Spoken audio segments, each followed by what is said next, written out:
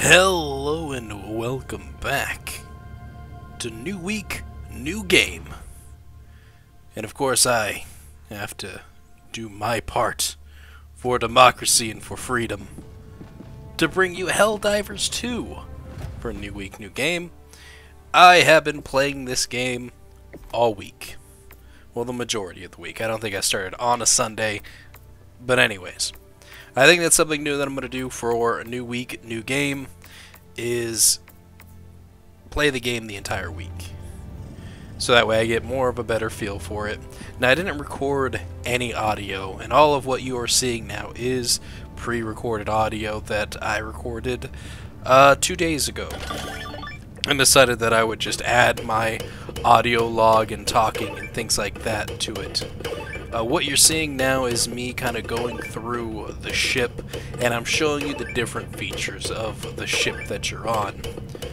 So I think where I should start is more of what Helldivers 2 is. It is chaos, it is a shooter, it's a third-person shooter for the most part. You can go and like zoom in on the weapons and go into kind of a first-person view, but for the most part it's third person, and it's waves upon waves upon waves of creatures. And you can also in kind of an open world-esque area where you can do different missions and find different points of interest and stuff like that. You can go with a group of up to 4 people, and the community, because this is a live service game, all kind of works together. They have like community missions that you do, one of them being the defense of a planet, where you gotta to complete missions, and the bar kind of goes up, and if the community comes together and completes the mission, everyone gets a reward. So that's pretty cool. I like that they did things like that. Now, I did have a few criticisms, of course, about the game, as I would any game. One thing that I did not like about it was in the very beginning, mind you, they have fixed these things now, which is great. I'm glad they got to it.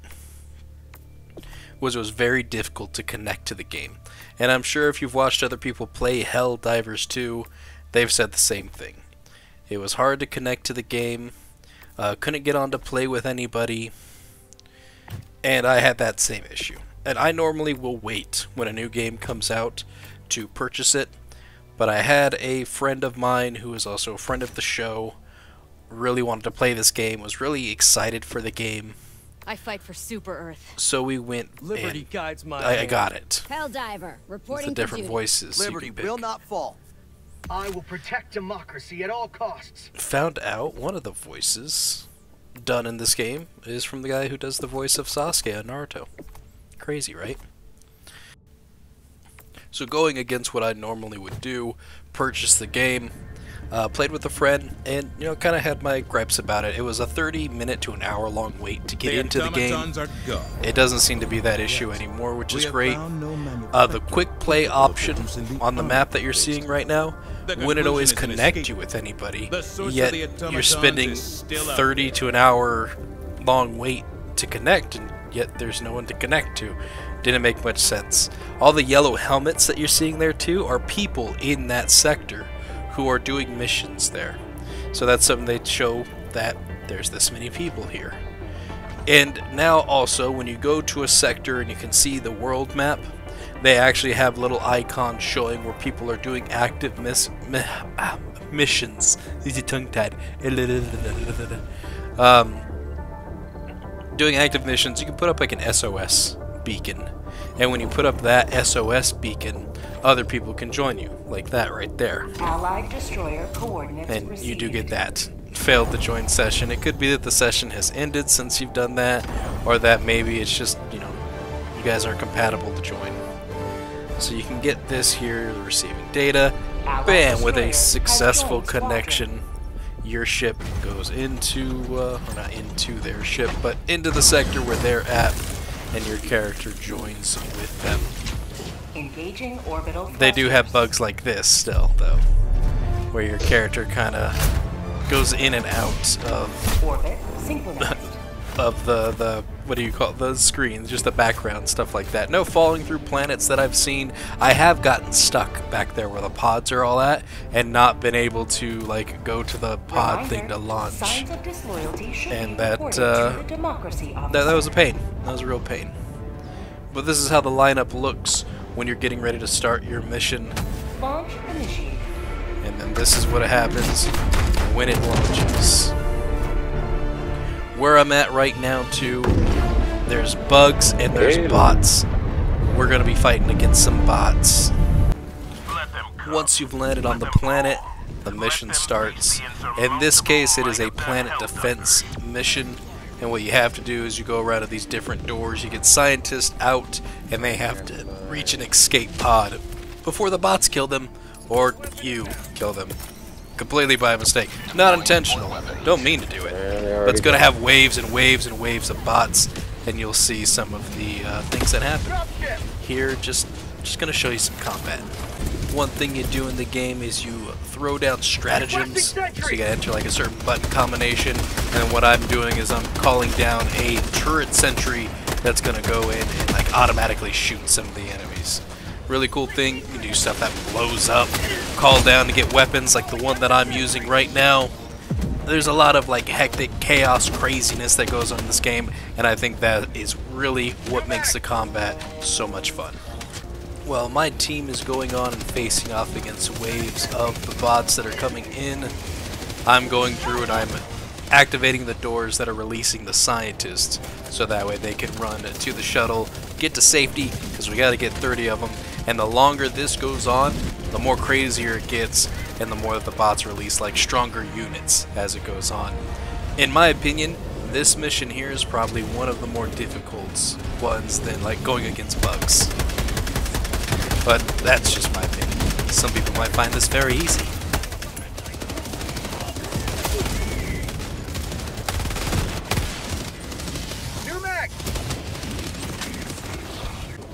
Now, once that mission has been completed, you get the little victory sign there, and people will still come after you.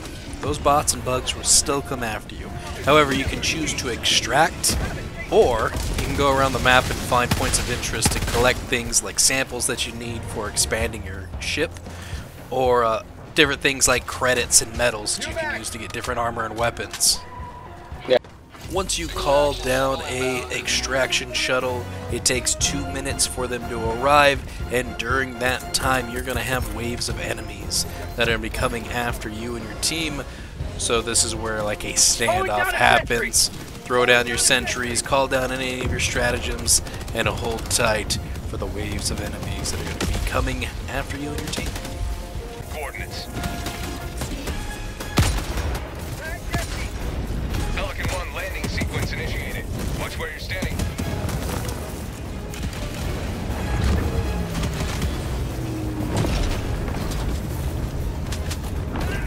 In we go. Countdown initiated. Stand by for takeoff. Extraction complete. Pelican 1 beginning ascent.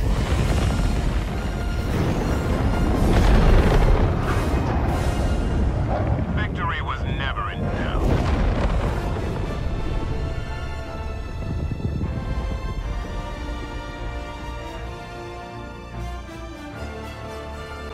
And this is what happens after you have extracted, getting the mission completed in screen, showing how much experience and R, which is like the money that you will use to purchase new stratagems. Making sure you extract with everyone, very important thing to do. Having time extra, also important. And then you get a rating. Since we killed a citizen this time, we lost a little at the end, but got a glorious victory. And that's what you get for completing the mission. And all the samples that we have found and other things, because you can find medals out there too. Medals are used to purchase things in the battle pass. You then return back to the host's ship, where you do a little celebration, a victory pose, and get some information here. Which I figured they'd have stats or something at the end, and they didn't show anything. I usually will salute my fellow compatriots and then just head back to my ship to join up with somebody different. If I'm not grouping up with my actual friends, I just kind of get into random games with other people. I always think is a fun thing to do, and I should probably get on the mic more and talk to them as well, because I really don't say much of anything. You can do voice commands and shout out different things like that. This is me showing off the battle pass as well, so you can see with the medals the different types of things you can purchase. Different armors give you different abilities, and I'm going to show right there. It has Scout, so there's like light type armor, medium armor, heavy armor. And with each different ability kind of alters your play style.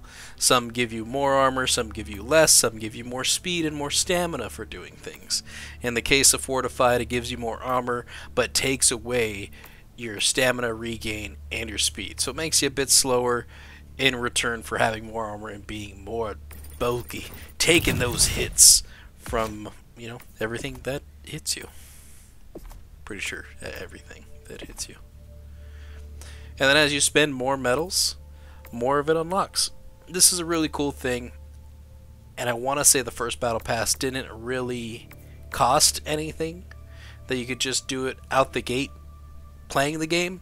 However, the version of the game that I purchased was the higher tier one, so I may have unlocked it that way by purchasing that. I will say, because this is more of an indie game development team with a battle pass, I'm more okay with buying a battle pass from them, especially if the game's good, because I feel like it's well deserved. Whereas opposed to building or doing like a AAA game title that has a battle pass, I feel like it's more of a cash grab, money grab kind of thing, spend money, and it's very easy to get credits. Even if you don't want to spend actual cash to get these credits, you can find them on the field while you're doing missions. You can earn them through the battle pass using your medals to purchase. You can get 100, and if you want to save up for however much it costs to get the next battle pass, go for it, so you don't have to spend real cash or go out there, find the medals in the field, and come back. I don't know how frequent that will be a thing. If they may change that, who knows.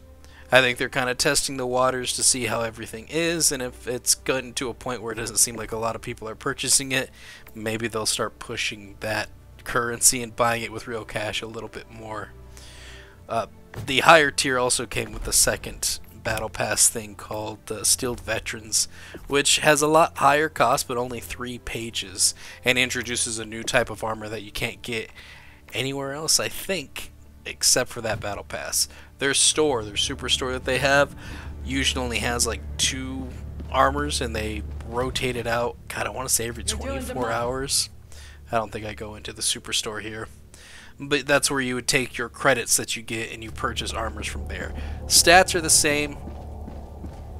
It's just really looks. I think cosmetics is really all you're buying these armors for. Come to rid ourselves of the now I'm going to switch sides and show you some of the bug type missions. And that right there with the bar that you've seen on Turing, when I was playing today, it was filled 100%. So it's all community based.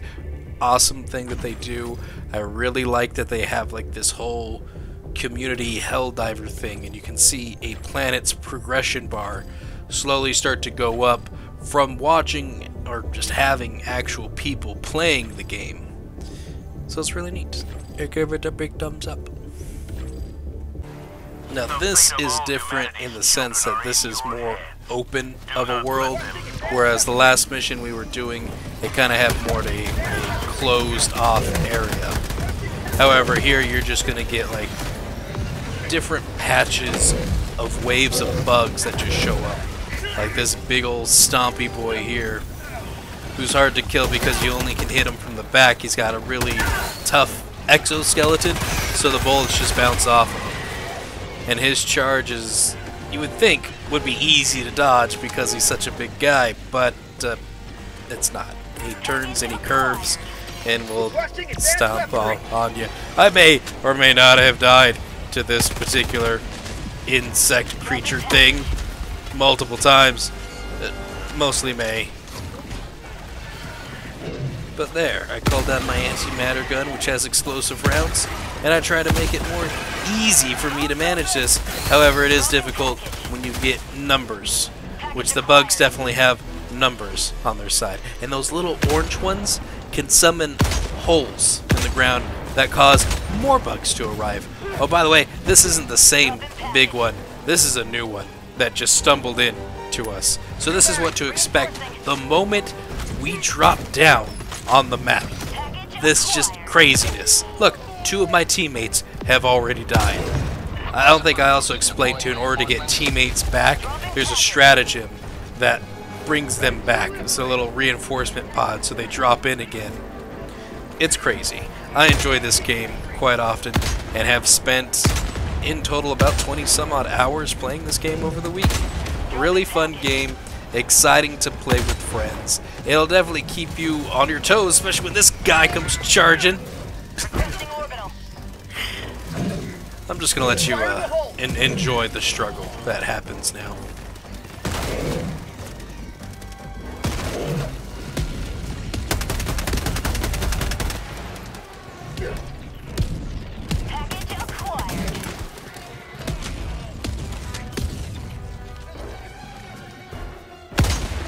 Dropping package. Requesting air support.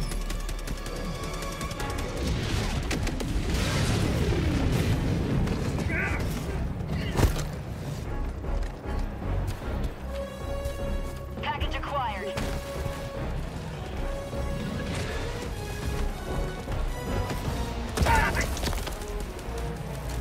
New mag! Dropping package. I do enjoy these max pain dives that we can do right here too. Just sit there and start shooting once I've dived to the ground. That's so awesome. Package. Dropping package.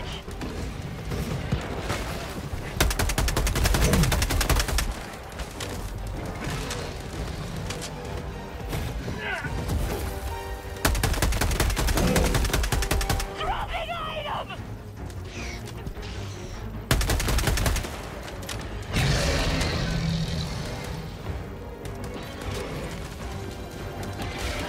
Requesting sentry.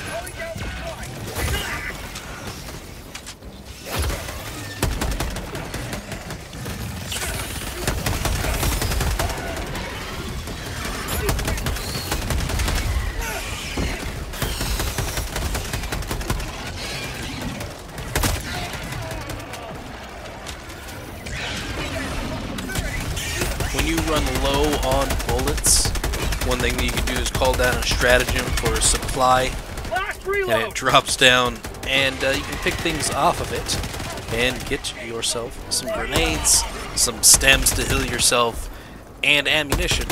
Back and keep on fighting these bugs. For democracy, for freedom!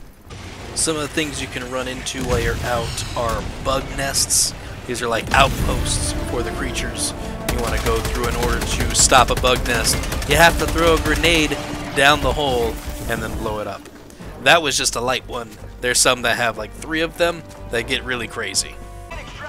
And then this is going to be the last crazy thing that happens here on the map as we try to extract out of here when waves upon waves of bugs are coming after us. And it didn't help either that a bug base activated right as we got there. So there's a lot of these things coming after us, and it's chaos, and it's insanity, and there's explosions and fire and bug and screaming and crying. I mean, that may have been me. I'm not gonna tell you though. And I enjoyed every second of it. All of this craziness is really what brings or makes the game exciting, in my opinion. And I think this is why a lot of people like it, is because it has this kind of extraction feel to it, of just killing off waves after waves of monsters in order to extract at the end of doing these missions, when you've already gone through and killed off wave after wave after wave of monsters to go through and complete a mission. It's got a lot of silly energy to it with all this democracy, freedom, all this kind of stuff. I enjoy it. It's like Starship Troopers meets just over-the-top patriarch, patriotic, not patriarch, patriotic kind of feel to it. And yeah, I'll just let you watch the rest of this and go from there.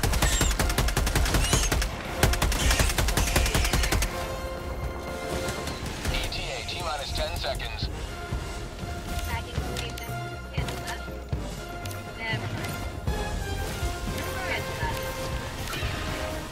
Pelican 1 approaching pickup. This is Pelican 1 preparing for touchdown.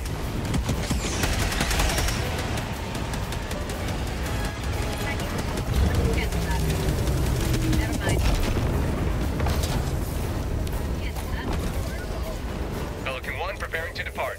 Shuttle launch in 20 seconds.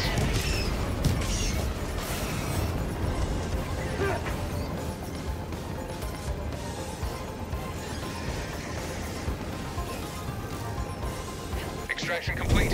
Pelican 1 beginning ascent.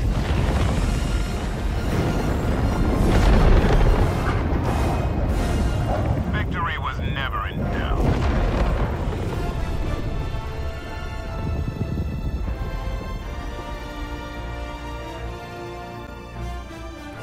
Bam! And there you have it, the extraction. Now the mission breakdown, different from the other one, because there's all those optional objectives that you can do on the map, along with 2 main objectives. You gotta make sure everybody escapes. Also, the main objectives are 2 separate missions, and then all the different outposts that you can find while you are out there on the planet, and then of course, time remaining. We did a really good job this one. We cleared it with everything, and the team worked really well together. So I had a lot of fun. My final breakdown of the game is that it's a really fun game to play with friends, and I can see having hours of fun playing this game, but I also see this to be a bit of a flavor of the month kind of game, where it's going to be really fun and really popular about the first month, and then start to die down as it progresses and as it goes on. Kind of seems like what would happen with most games anyways, but it's happened with Power World and Lethal Company, and now it seems like it's less talked about. Anyways, that is going to do it for me. Thank you all for watching, and I'll see you in the next game of New Week, New Game. Goodbye.